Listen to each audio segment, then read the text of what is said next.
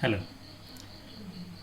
In the previous sessions, we have discussed how to enumerate the multiplicity of a given system in a given macro state by calculating the accessible region of phase space and dividing by the minimum volume of the phase space cell.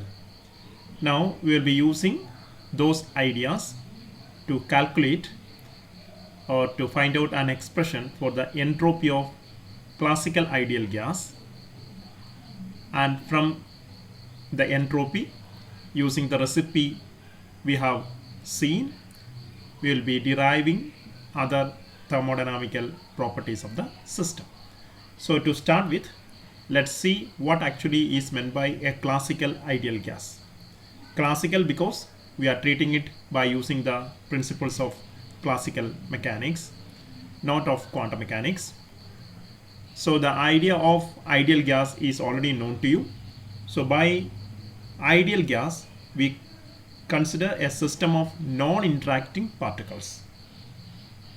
A system of non-interacting particle means there are no any intermolecular force of attraction existing between various particles of the system, or each particle is free to move as if the entire volume of the container is available to the particle without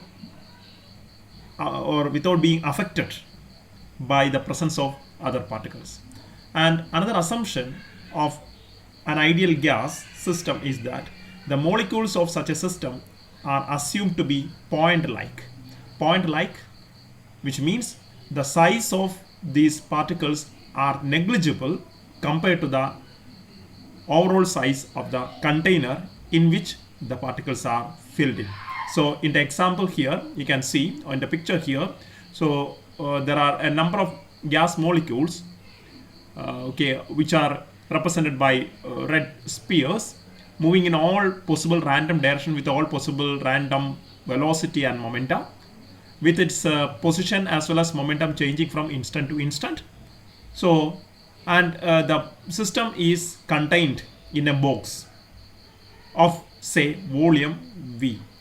Let the number of particles of the system be n, and the particles all together, let it be sharing an energy E. So we consider this system to be an isolated system. So we can say the macro state of this particular ideal gas system can be denoted by NVE. NV and E remain in fixed quantities throughout the process. Now, see if you consider any one of the particle here, say this particle I am just considering, this particle moves inside the volume V of the container as if no other particles are present. Means, neglecting the process of collision. Of course, there are collisions taking place. We will assume that the volume of the container is so large compared to the size of this particular particle that the entire volume V is available for any particle to move through. So the physical space or the spatial volume available for any one of the particle in the system is complete V. So that is our assumption. And remember that assumption becomes pretty correct in what we call as the thermodynamic limit. So we have seen that in the thermodynamic limit, the number of particles, when the number of particles is going to be infinite, the volume is also tending to be infinite. Okay, keeping the particle density as a constant. So the molecules are assumed to be point-like. So these are basically the assumptions of kinetic theory of gases, Okay, so and since the system is non-interacting in nature, we can say the members of the system, means the particles of the system, possess only one kind of energy, which is kinetic energy. Means there is no intermolecular force of attractions. You take this particle, and these particles are not having any type of mutual attraction or repulsion. So intermolecular force interaction is neglected. So you can say that there is no any internal potential energy between these two particles.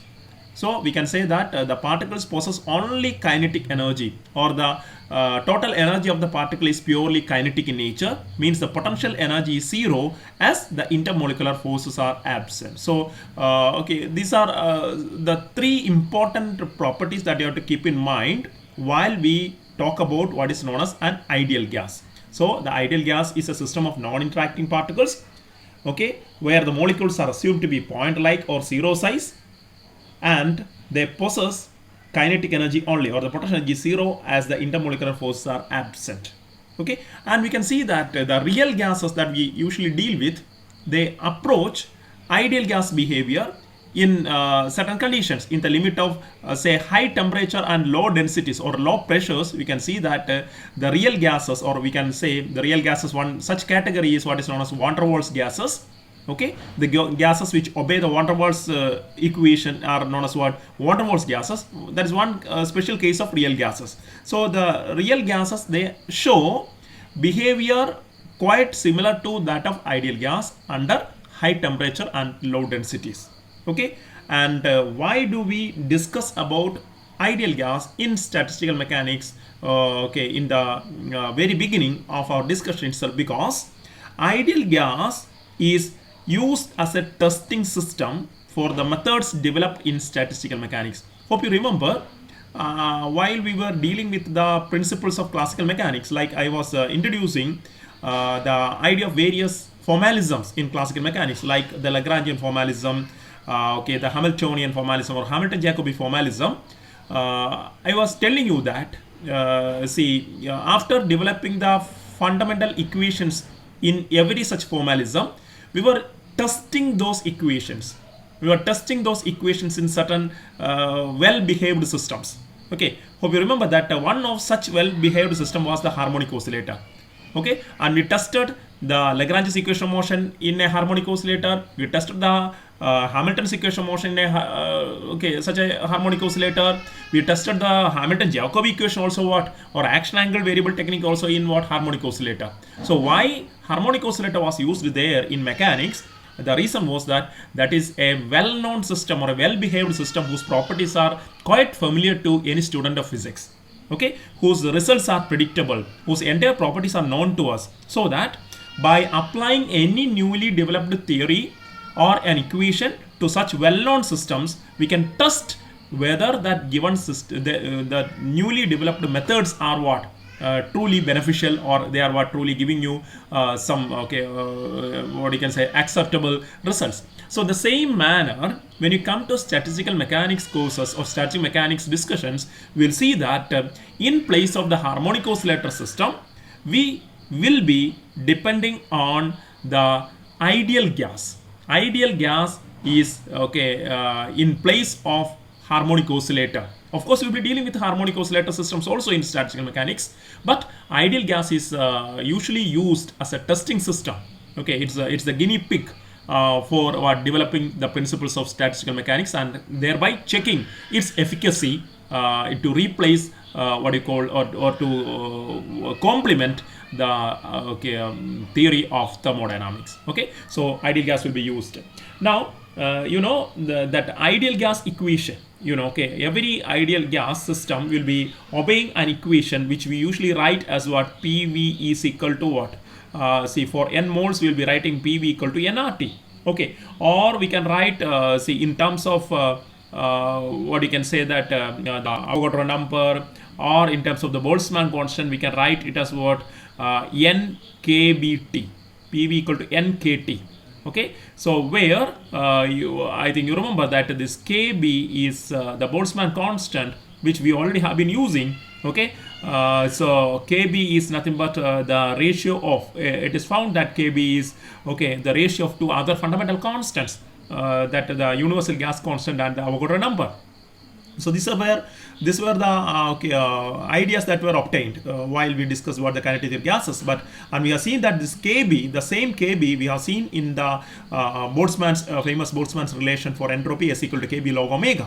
Okay, so see that this is a way in which KB is defined in thermodynamics. Okay, as the ratio of two other fundamental constants R and Na, and Kb appears, the same fundamental quantity appears in the famous Boltzmann relation for entropy as well. So that is the idea. So you know that the equation which I have written here, PV equal to nRT or PV equal to NKBT, is the equation which is obeyed by every classical ideal gas systems.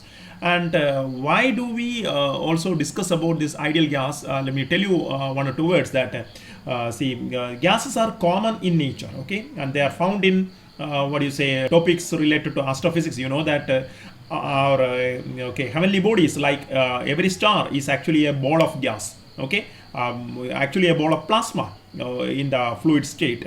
So sun itself, you know, it is containing, it's a giant gaseous sphere containing helium and hydrogen mainly. So you can see that gaseous systems are found in astrophysics.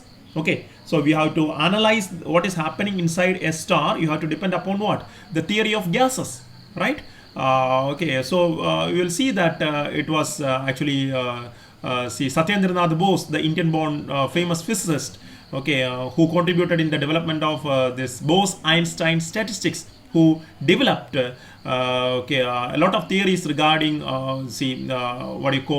the interior of stars. And also Saha used those concepts in developing his ionization equation. The famous Saha's ionization equation was also a result of what? The idea of these gas systems.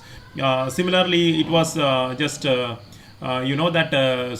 Chandrasekhar, who used statistical mechanics principles of gaseous systems to predict the future of stars like white dwarf. Okay, and he predicted the existence of a mass limit, upper cutoff limit for the end stage of white dwarf, which we nowadays call as what the Chandrasekhar limit. You can see that all these astrophysical principles were derived based on statistical mechanics principles, starting with the study of ideal gases and thereby then going to real gases. So remember that study of gases assumes importance in almost all branches of physics, especially in astrophysics, in atmospheric physics, and you know, of course, the study of gas, it was a study of gases that began a revolution in the development of heat engine. Okay, so because gases are used to drive engines, you know, and you know that the thermodynamics was a developed branch, or thermodynamics developed compared to any other branch of physics very fast, because at the time of industrial revolution we needed to have more engines which can convert heat into work, right, to replace human effort. So that is one reason why the thermodynamics was developed way too early compared to any other branches. So thermodynamics is considered to be one of the grand old branches of physics because of that reason, because we needed to have more efficient heat engines which can support the industrial revolution. That's a part of the history, I just mentioned it. Okay, so therefore remember that this equation PV equal to nRT, the ideal gas equation, is fundamental in our treatment of thermodynamics and statistical mechanics. So this equation is fundamental in our treatment of thermodynamics as well as statistical mechanics. So what we will be doing in the due course, this equation will be first verified. So you will see that I told you that the ideal gas is used as a testing system. How do we test a given method in statistical mechanics using ideal gas? So what we will do is that we will be using the principles of statistical mechanics, or the probabilistic interpretation of statistical mechanics, and we'll apply those principles on a classical ideal gas system, and we will check whether those principles will take us to finally this equation, which is known as the equation of state. If we are able to arrive at the equation of state by applying any statistical mechanics principles to a system of classical ideal gas, we can say that our trial has been successful. So if it is applicable in the case of classical ideal gas, we will be then trying the same principles, the same methodology will be applied for any other complicated systems. And it has been found that in every case our statistical mechanics principles are successful. So we will start with classical ideal gas, and thereafter we will go to some complicated systems as well towards the end of our course. Okay, so that's what I want to tell you as an introduction, why you will be coming across classical ideal gas in statistical mechanics repeatedly, because it is our testing system. Okay, right. So ideal gas is a testing system of the methods developed using statistical mechanics. So this is a foreknote before I go to the calculation of the entropy of classical ideal gas. Okay, so now let's proceed.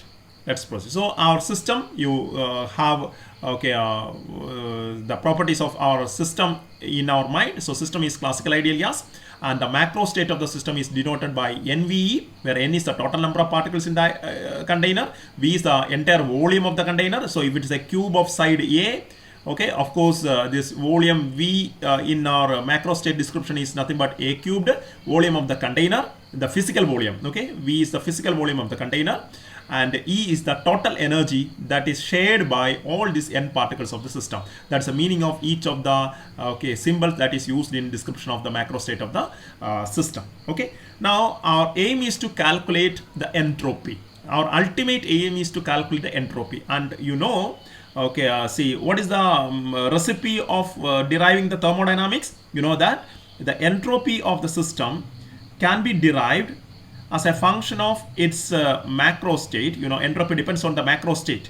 It's a you can see extensive variable which depends on the macro state NVE. So entropy of the system can be derived by statistical mechanics by using the Boltzmann's relation for entropy, which is nothing but Kb log omega.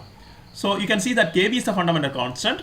So ultimately you can see that the methodology depends, or the recipe depends on the calculation of omega, which is known as what? Multiplicity. That is why I have named this topic as enumeration or counting. Enumeration, you know, means it is meaning counting of multiplicity. Counting of multiplicity means multiplicity is denoted by omega. So counting the omega of this system, the classical ideal gas system, having a macro state NVE, is the beginning step. It is a stepping stone to calculation of what? Entropy of that system. Entropy of that system. Okay, and you know, entropy of a system, when it is expressed as a function of NV and E, that will serve as what? The key to the thermodynamics of the system, as we have discussed in the recipe. Okay, so remember, our ultimate aim here to begin with is to calculate what is omega for this classical ideal gas system, and we have to express at the end omega as a function of its macro state variables N, V and E. Okay, so let's see how to do it. So all the fundamental ideas have been shared with you already. So calculation of the multiplicity of a classical ideal gas, this is what we are going to do. Okay, now you have to calculate omega. So we have already seen that omega, multiplicity omega for any system. So I directly start with multiplicity omega. It is equal to, what is that equal to? Total available phase space volume, right? So total, this is the idea that we have discussed in previous sessions and also in the concept note that I have shared with you. Total available phase space volume. I am writing phase space volume. What do you have to do? So from the phase space volume, you can calculate omega or multiplicity divided by what? The minimum volume of a cell. What is that? For an n particle system, you know, the minimum phase space volume is h raised to 3n. So this is the equation, total available phase space volume divided by h raised to 3n. I made this idea clear by explaining how to get the total number of squares in a chessboard. Hope you remember. Okay, you can get it by just dividing the total area of the chessboard by area of one square in the chessboard. You will be getting the answer 64. The same manner, multiplicity omega for any given system can be calculated by the simple expression total available or accessible phase space volume of the system divided by h raised to 3n, where h raised to 3n is the volume, minimum volume of a cell in the 6n dimensional phase space. Or we can just say that it is the minimum volume of one cell, right? So, and you know that we prefer to write this one phase space volume. We can write as what you call as VQP, right? So this is the symbol that I prefer, QP. Q denotes generalized coordinate and P denotes what? Generalized velocity, sorry, generalized momentum. So QP means what? a phase space. Okay, so I'm writing it as VQP divided by h raised to 3n. You can avoid much of the symbols, but I'm writing it so that you can just memorize in one way. So and we have seen that this phase space volume can be split up into the product of the spatial volume VQ. Okay, Q is a subscript, remember, and the momentum space volume, that is VP, so whole divided by h raised to 3n. Okay, so this is where I begin with. So let me call that this is equation number 1. Remember, our system has got a macro state NVE. So this same n is what is appearing here in n. N is the number of particles here, right? Now here, so now we have to just obtain substitute for VQ and VP. Here VQ, what is VQ? VQ is the spatial volume. VQ is that is integral of, okay, what is that, d raised to 3n q. D raised to 3n q. Please refer to our previous discussions if any doubt is left with. It is integral d raised to 3n q, right? So which is equal to, let me write it, what that will be equal to? It will be equal to, so it is for n particles, right? So it will be just like integral for the first particle. If you understand, you need not write all these things, okay, you understand that. So for the first particle, what will be the volume? There will be a volume dV1. Okay, so that will be equal to first particle, let it be having, okay, its elemental sides are dx1, dy1, dz1. That is first one. Similarly, I have to take what? The second one. So second, okay, dx2, 2 means second particle, dy2 into, you are multiplying dz2. So I have taken for the second one. Similarly, I have to go through up to what? Up to what? dxn, dyn, dzn. So how many terms will be there? Since we have clubbed it as 3 each, you can see that here there will be three terms for the second particle, so 3n terms will be there. So that product multiplication is represented as what? The symbolic language, d raised to 3n q. D raised to 3n q. Okay, so now my question is that once you integrate, okay, you know that this is dV, right? dV. Hope you remember that in the phase space we consider a small cubical cell, okay, no, whose sides are dx, dy and dz. Okay, so that is in the coordinate space. So if you integrate this particular dV, what you'll be getting? Integrating dV should give you V. What is V? V was the volume of the container. What is V? V is the volume of this container, which I have written as what? A cubed, if our container is a cubical box. Okay, or whatever it is. It can be of any shape, you know. Okay, so V. So when you integrate, okay, so when you integrate the volume, that is dV, that is possessed by any particle in the physical space. So say that this is dV. When you integrate this dV for the first particle, you will be getting what? The total volume V of the particle of the box. Okay, so this will be give you one dV is this one. See, I hope you remember that I told you that each particle in classical ideal gas assumption is point like. Means the size of the particles are negligible compared to the size of the entire container. Okay, so each and every particle moves inside a container of volume V as if no other particles are present. Means, okay, that particle only is present inside the entire volume. Means every particle has got accessibility to the entire volume V of the system. So what will happen here? Can you tell me?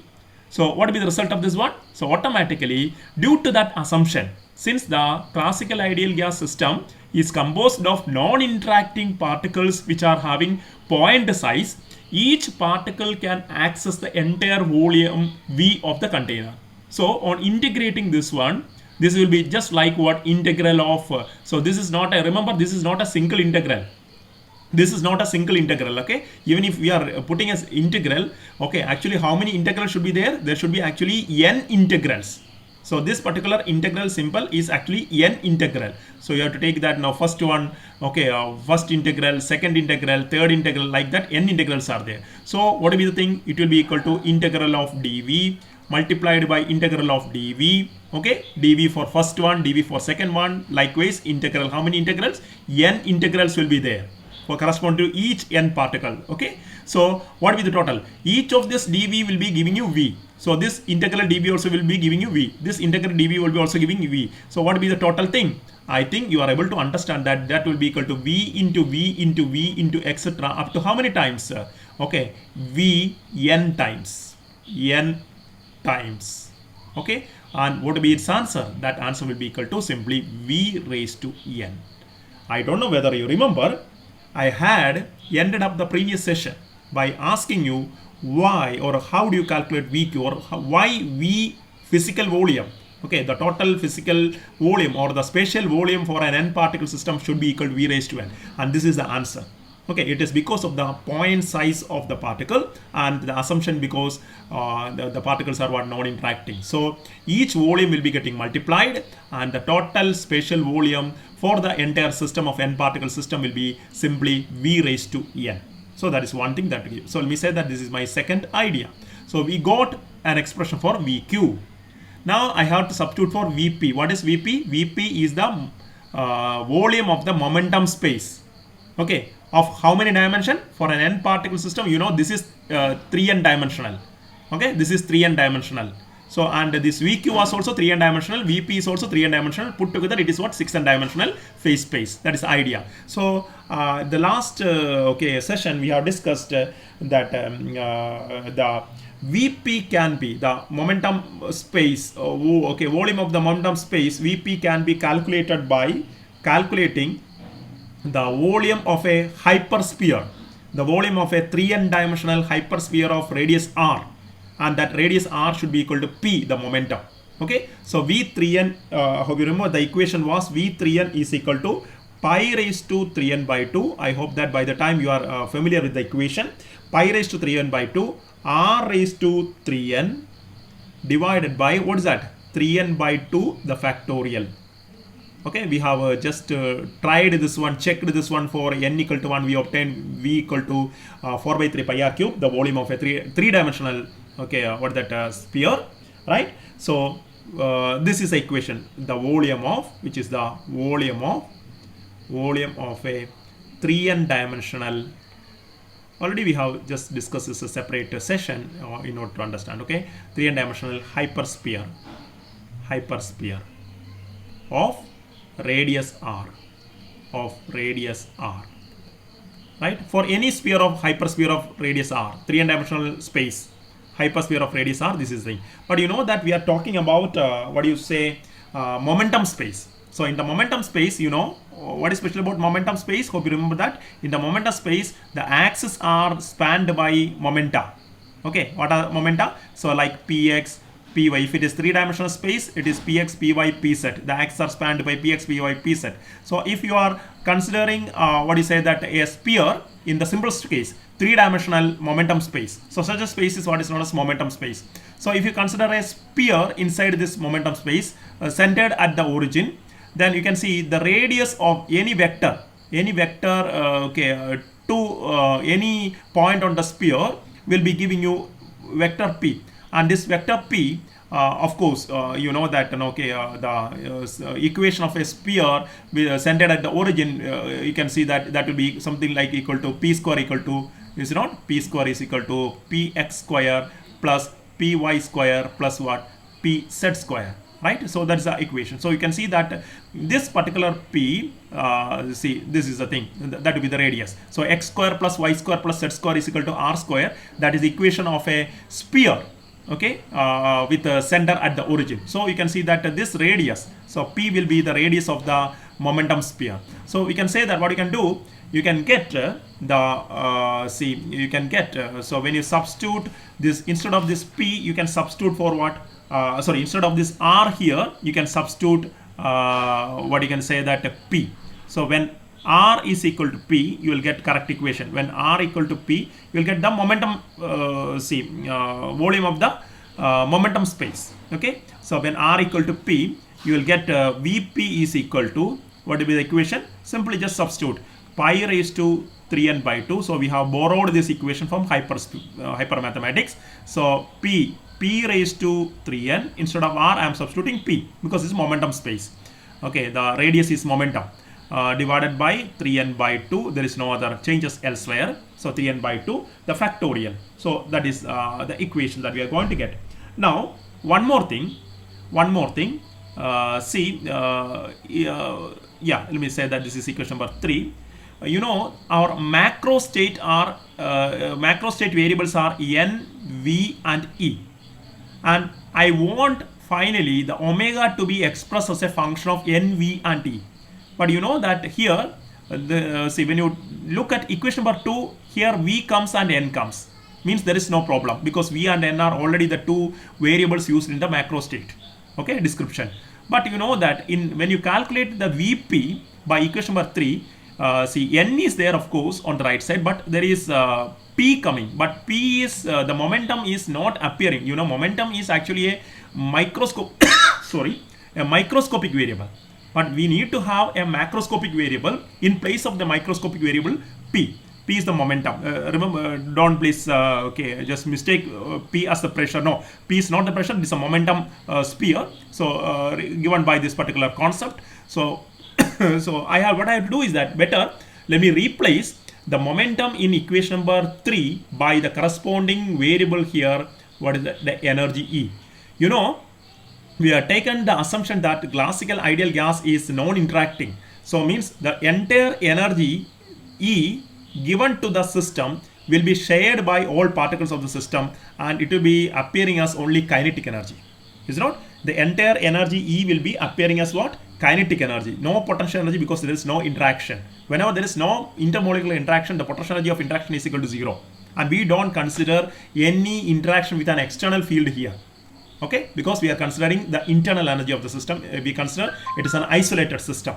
Okay? So E is purely kinetic. So if E is purely kinetic, can't you relate the kinetic energy of the system, kinetic energy of the system, or the total, which is the total energy of the system, with its momentum? Of course, you know that, how to do that. So you know that for any system, kinetic energy and momentum are related by the expression p square by 2m. I'm just using the magnitude alone.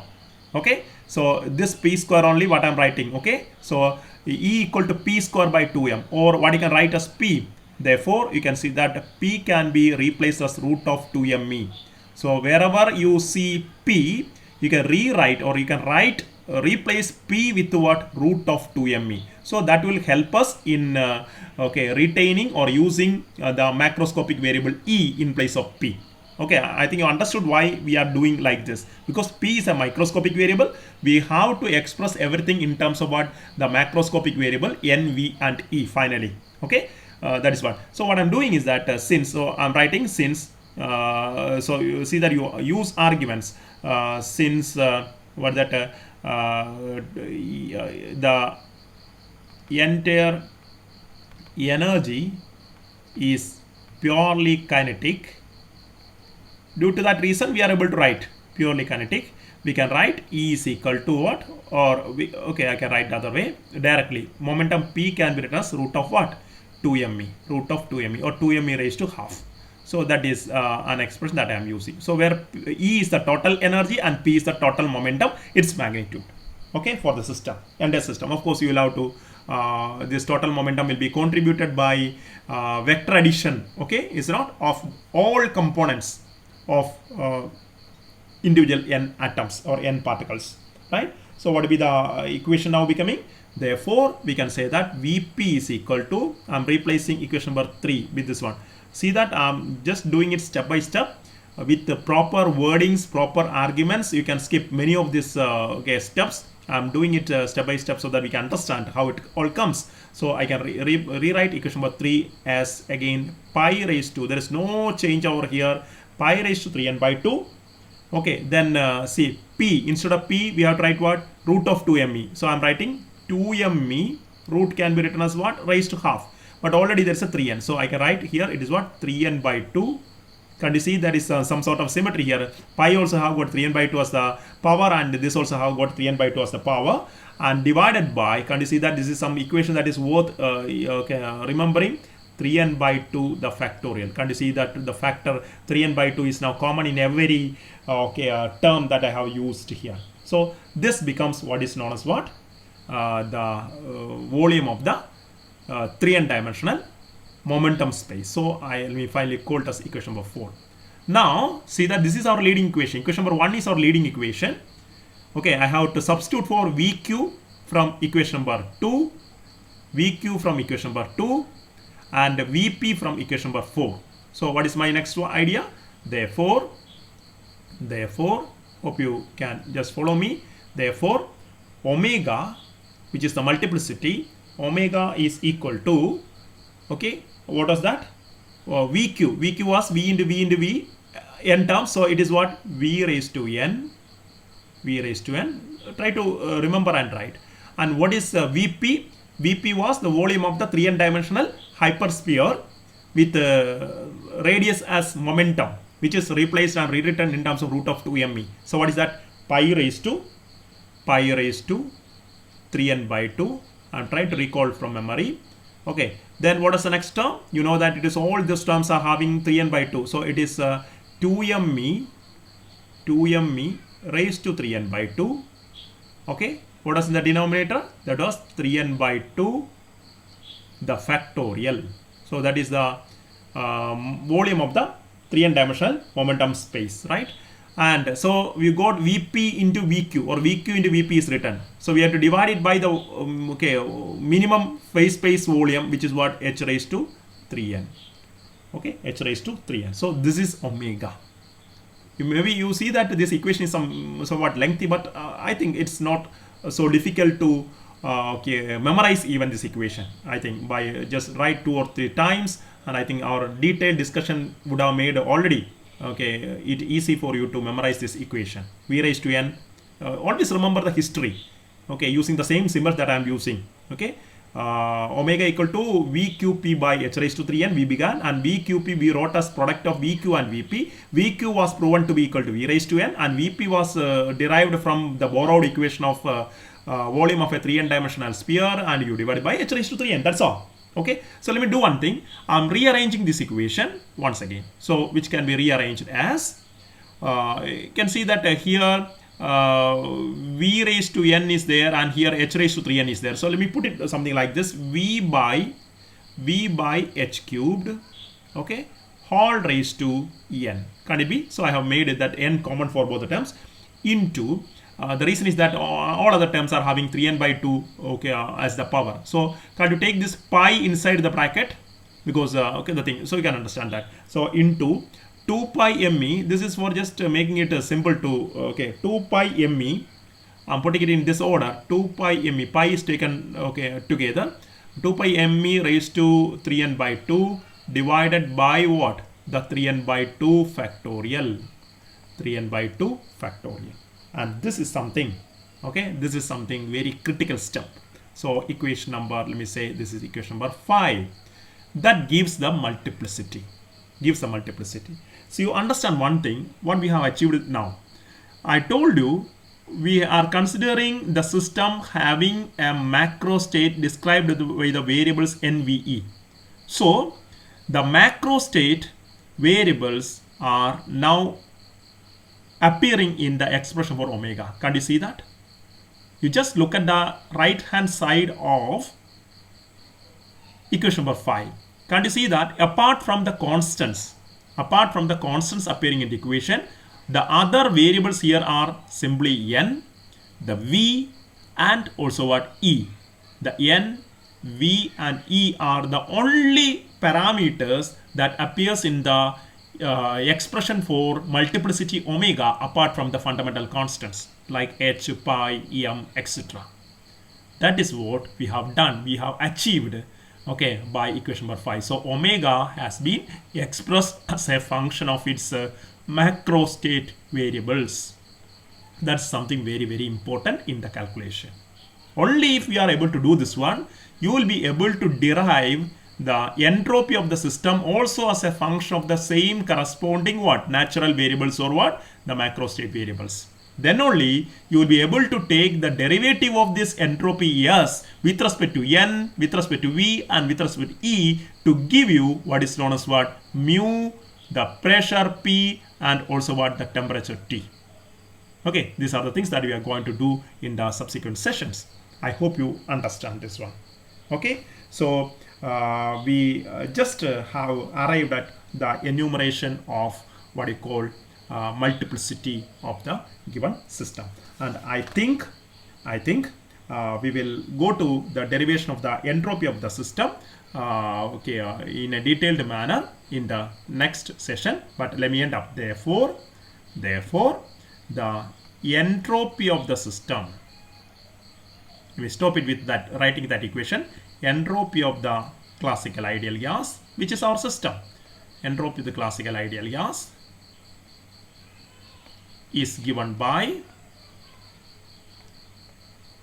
the famous Boltzmann's relation, is given by the Boltzmann's relation. I hope that you are following what we are doing. You are exactly following the recipe that I have discussed earlier. That is S equal to KB. I'm just writing K. K denotes KB for us. K log of this omega. Equation number 6, which we will be evaluating as a separate video next. Try to understand it. Please make your own notes on this particular thing. Make it as brief as possible, but retaining every very meaningful concept without losing any single point of concepts. Okay, thank you.